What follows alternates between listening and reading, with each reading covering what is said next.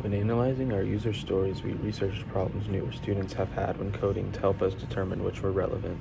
We also realized some of our user stories were redundant and a more general user story was more appropriate.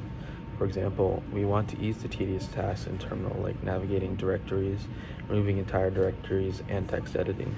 We originally had user stories for each of these tasks, but realized we had an all-encompassing user story relating to having an accessible cheat sheet in terminal with common commands that the student may either not know or may have slipped their mind. In an article by Philip Guo on code reviews, he says lots of pragmatic learning occurs during our real-time code reviews.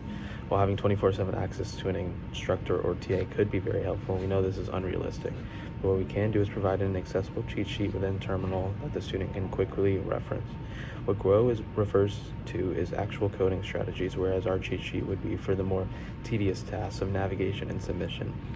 This quick reference won't be pragmatic learning of coding principles, but of the terminal instead. We had similar reasoning for choosing our second user story, which related to having accessible teacher notes within Terminal. Dunsmore, an associate professor at Purdue, said they struggle in their first course or their first few courses. One of our main goals is to ease the stress of new computer science students so that they won't feel that the learning curve is too steep for them. According to Dunsmore, it is common to struggle in the first few courses, but we don't believe that should lead to giving up on the major. Consolidating professor information and tips into the coding environment could help ease the struggle. For example, a student may have missed class and not have the notes. On top of that, the professor could decide what information is provided in this, like common misconceptions or mistakes on an assignment, hence to help get through the assignment and even frequently asked questions.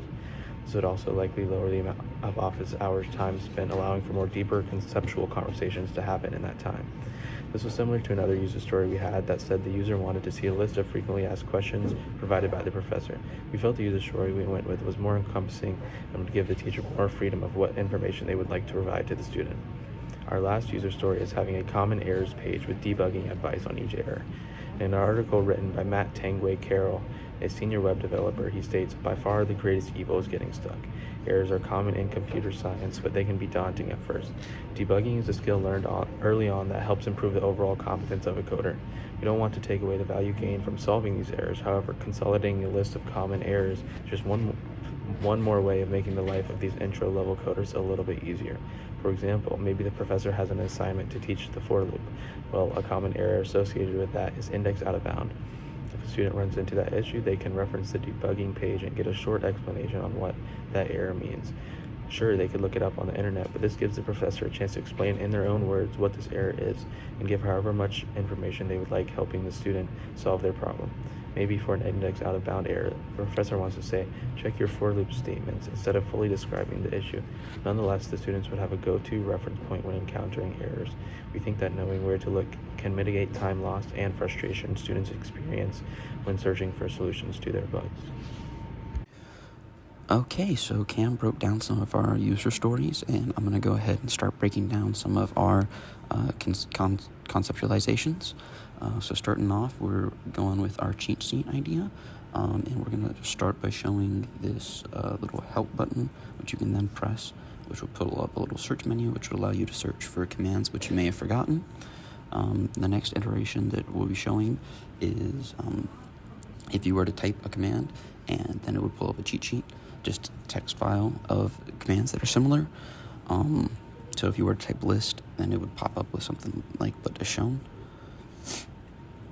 The third iteration of our cheat sheet, we made it a button. So kind of like the first one, you click the cheat sheet button, and then it pops up with a text list of all types of commands that might be useful to you.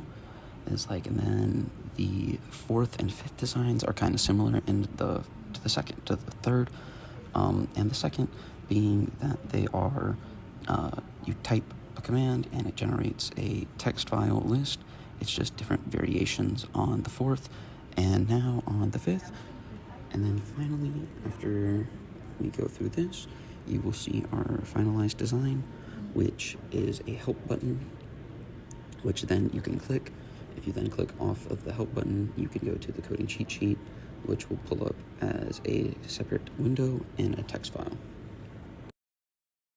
For one of the user stories that we decided on, it was to have instructor content on the terminal to help the student with their issues and assignments and projects. The first wireframe represented an instructor content help button on the top right. So when the student clicked on the help button, they would be directed to a small tab with instructor content.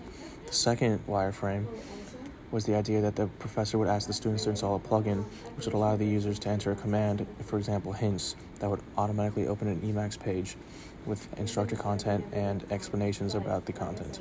The third wireframe was an idea that every student would have an Odin account. Once an Odin account is created, they would automatically have a directory with multiple text files, and each of these text files would have examples of the code that they are based on with an explanation.